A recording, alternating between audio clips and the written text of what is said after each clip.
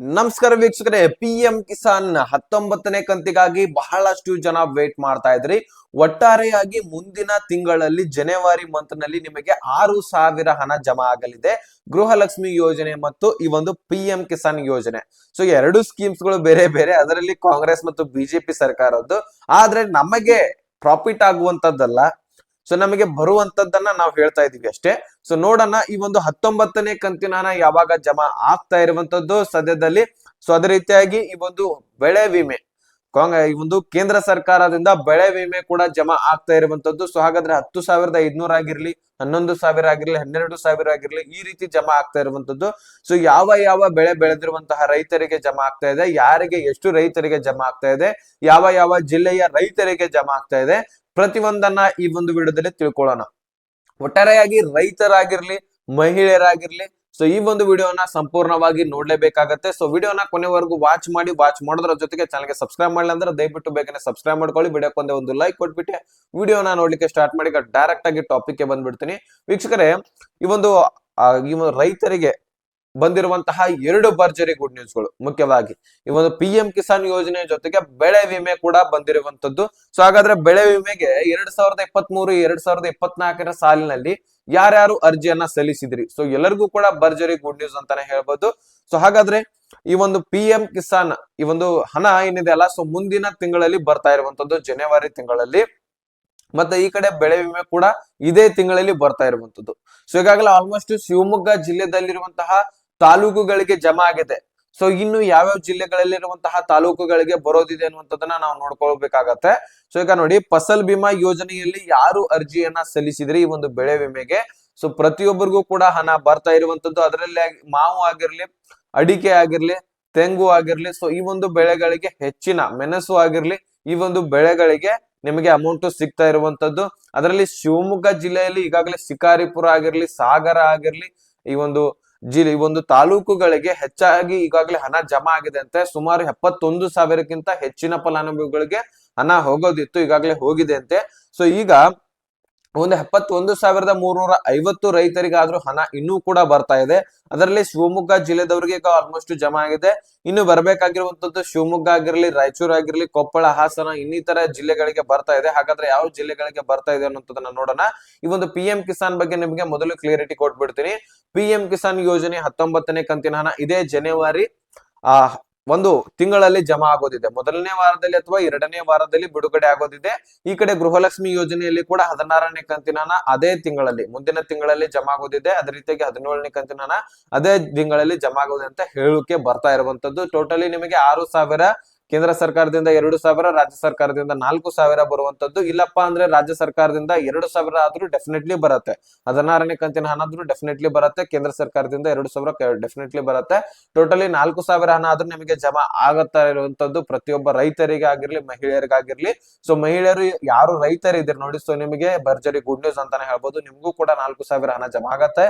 So ಈ ಕಡೆ ಈ ಒಂದು ಬೆಳೆ ವಿಮೆ ಬಗ್ಗೆ ನಾವು ಮಾತನಾಡೋದಾದ್ರೆ, ಈ ಒಂದು ಬೆಳೆ ವಿಮೆ ಬಗ್ಗೆ ವೀಕ್ಷಕರೇ, ಇನ್ನೂ ಈ ಒಂದು 19ನೇ ಕಂತಿನಲ್ಲಿ ಎಷ್ಟು ಜನ ಅರ್ಜಿಯನ್ನ ಸಲ್ಲಿಸೋರಿದ್ದೀರಿ, ಈ ಒಂದು PM ಕಿಸಾನ್ ಯೋಜನೆಯಲ್ಲಿ ಯಾರು ಅರ್ಜಿಯನ್ನ ಇನ್ನೂ ಕೂಡ ಸಲ್ಲಿಸುವವರಿದ್ದೀರಿ, ಸಲ್ಲಿಸಿ. ಈಗಾಗಲೇ ಇನ್ನು ಟೈಮ್ ಇದೆ, ಅದಕ್ಕೆ ಇನ್ನೂ ಕೂಡ ಟೈಮ್ ಇರತ್ತನೆ ಕೂಡ. ಆದ್ರೆ ಈಗ ನೋಡಿ, ಒಂದು 19ನೇ ಕಂತಿನಲ್ಲಿ 18ನೇ ಕಂತಿನ ಹಣದ ಬಗ್ಗೆ ನಾವು ವಿಚಾರ ಮಾಡಿದ್ರೆ, ಇಲ್ಲಿ ಒಂದು ನೀವು ಸೂಕ್ಷ್ಮವಾಗಿ ವಿಚಾರವನ್ನ ತಿಳ್ಕೊಳ್ಬೇಕಾಗತ್ತೆ. ಯಾರು ಪಹಣಿಗೆ ಆಧಾರ್ ಕಾರ್ಡ್ ಅನ್ನ ಲಿಂಕ್ ಮಾಡಿಸಿಲ್ಲ ಅವರಿಗೆ ಹಣ ಜಮಾ ಆಗೋದಿಲ್ಲ. ಸೊ ಈಗಲೇ ಹೇಳ್ತಾ ಇದ್ದೀನಿ, ಮುಖ್ಯವಾಗಿ ಯಾರು ಪಹಣಿಗೆ ಆಧಾರ್ ಕಾರ್ಡ್ ಲಿಂಕ್ ಮಾಡಿಸ್ಕೊಂಡಿಲ್ಲ, ಸೊ ಬೇಗನೆ ಹೋಗಿ ಲಿಂಕ್ ಮಾಡಿಸ್ಕೊಳ್ಳಿ. ಎಲ್ಲಿ ಮಾಡಿಸ್ಕೊಳ್ಬೇಕನ್ನುವಂಥದ್ದನ್ನ ನಾನು ಹೇಳ್ತೀನಿ. ಮೊದಲು ಎಷ್ಟು ಇದ್ರಂದ್ರೆ 11 ಕೋಟಿಗಿಂತ ಮೇಲ್ಗಡೆ ರೈತರು ಇದ್ರಂತೆ ಟೋಟಲಿ ನಮ್ಮ ಇಡೀ ದೇಶದಲ್ಲಿ PM ಕಿಸಾನ್ ಯೋಜನೆಯಲ್ಲಿ ಹಣ ಪಡಿತಾ ಇದ್ರು. ಅಂತದ್ರಲ್ಲಿ ಸುಮಾರು 9,30,00,000 ಫಲಾನುಭವಿಗಳಿಗೆ ಮಾತ್ರ ಹಣ ಹೋಗಿದೆ ಅಂತೆ. ಉಳಿದ ಫಲಾನುಭವಿಗಳಿಗೆ ಯಾಕೆ ಹಣ ಹೋಗಿಲ್ಲ? ಸುಮಾರು ಎಷ್ಟು 2 ಕೋಟಿಗಿಂತ ಹೆಚ್ಚಿನ ಫಲಾನುಭವಿಗಳಿಗೆ ಹಣ ಹೋಗಿಲ್ಲ. ಯಾಕಪ್ಪ ಅಂದ್ರೆ ಪಹಣಿಗೆ ಆಧಾರ್ ಕಾರ್ಡ್ ಅನ್ನ ಲಿಂಕ್ ಮಾಡಿಸಿಲ್ಲ, ಅದಕ್ಕೋಸ್ಕರ ಹೋಗಿಲ್ಲ. ಸೊ ಅದಕ್ಕೆ ನಾನು ಪ್ರತಿಯೊಂದು ರೈತರಿಗೆ ಸಂಬಂಧಪಟ್ಟಂತಹ ವಿಡಿಯೋಸ್ ಗಳಲ್ಲಿ ಹೇಳ್ತಾ ಇರ್ತೀನಿ, ನೀವೇನ್ ಮಾಡಿ, ಪಹಣಿಗೆ ಆಧಾರ್ ಕಾರ್ಡ್ ಅನ್ನ ಲಿಂಕ್ ಮಾಡಿಸ್ಕೊಳ್ಳಿ, ಇಲ್ಲಪ್ಪ ಅಂದ್ರೆ ನಿಮ್ಗೆ ಹಣ ಜಮಾ ಆಗೋದಿಲ್ಲ ಅಂತ ಹೇಳ್ತಾ ಇರ್ತೀನಿ. ಅದಕ್ಕೋಸ್ಕರ ಪ್ರತಿಯೊಬ್ಬರು ಕೂಡ ಏನ್ ಮಾಡಿ, ಈ ಒಂದು ಪಹಣಿಗೆ ಆಧಾರ್ ಕಾರ್ಡ್ ಅನ್ನ ಲಿಂಕ್ ಆಗಿದೆ ಇಲ್ವಾ ಅನ್ನೋದನ್ನ ಚೆಕ್ ಮಾಡಿ. ಒಂದು ವೇಳೆ ಆಗಿದ್ರೆ ಓಕೆ, ಆಗಿಲ್ಲಪ್ಪ ಅಂದ್ರೆ ಡೆಫಿನೆಟ್ಲಿ ನೀವು ಲಿಂಕ್ ಮಾಡಿಸ್ಲೇಬೇಕು. ಒಂದು ಕೆಲಸ ಮಾಡಿ, ನಿಮ್ಮ ಊರಿನಲ್ಲಿರುವಂತಹ, ನಗರದಲ್ಲಿರುವಂತಹ ಗ್ರಾಮ ಪಂಚಾಯತಿ ಇರತ್ತಲ್ವಾ, ಗ್ರಾಮ ಪಂಚಾಯತಿಲಿ ಗ್ರಾಮ ಲೆಕ್ಕಾಧಿಕಾರಿಗಳ ಹತ್ರ ಹೋಗಿ ನಿಮ್ಮ ಒಂದು ಏನು ನಿಮ್ಮ ಒಂದು ಪಹಣಿಗೆ ಆಧಾರ್ ಕಾರ್ಡ್ ನ ಲಿಂಕ್ ಮಾಡಿಸ್ಕೊಳ್ಳಿ. ಜೊತೆಗೆ ನಿಮ್ಮ ಒಂದು ಫೋಟೋ ಆಗಿರ್ಲಿ, ನಿಮ್ಮ ಆಧಾರ್ ಕಾರ್ಡ್, ಪಹಣಿ ಈ ಒಂದು ಡಾಕ್ಯುಮೆಂಟ್ಸ್ ಗಳನ್ನ ಮುಖ್ಯವಾಗಿ ತೆಗೆದುಕೊಂಡು ಹೋಗ್ಬೇಕಾಗತ್ತೆ. ಸೊ ಹೋದ ತಕ್ಷಣ ಅವಕ್ಕೆ ಲಿಂಕ್ ಆದ್ರೆ ನಿಮ್ಗೆ ಡೆಫಿನೆಟ್ಲಿ ಇದಷ್ಟೇ ಅಲ್ಲ, ಬೆಳೆ ವಿಮೆ ಆಗಿರ್ಲಿ, ಬರ ಪರಿಹಾರ, ಬೆಳೆ ಪರಿಹಾರ ಎಲ್ಲಾ ಯೋಜನೆಗಳು ನಿಮ್ಗೆ ಸಿಗ್ತಾ ಇರತ್ತೆ. ಇಲ್ಲಪ್ಪ ಅಂದ್ರೆ ಯಾವ ಒಂದು ಯೋಜನೆಗಳು ಕೂಡ ಸಿಗೋದಿಲ್ಲ. ಕೊನೆಯದಾಗಿ ನಿಮ್ಮ ಹೊಲ ಗದ್ದೆಗಳನ್ನ ಮತ್ತೊಬ್ಬರು ಲಪಟಾಯಿಸ್ಕೊಳ್ಳುವಂತಹ ಚಾನ್ಸಸ್ ಕೂಡ ಇರುತ್ತೆ. ಸೊ ಇದರಿಂದ ನಿಮಗೆ ಲುಸ್ಕಾನು ಮತ್ತೆ ಯಾರಿಗಿಲ್ಲ. ಸೊ ಅದಕ್ಕೋಸ್ಕರ ಈ ಒಂದು ಕೆಲಸ ಮಾಡ್ಕೊಳ್ಳಿ, ನಿಮಗೆ ದುಡ್ಡು ಬಂದೇ ಬರುತ್ತೆ, ಮತ್ತೆ ನಿಮ್ಮ ಮುಂದೆ ಆಸ್ತಿ ಪಾಸ್ತಿಗಳು ಪ್ರೊಟೆಕ್ಟ್ ನಲ್ಲಿ ಇರ್ತವೆ.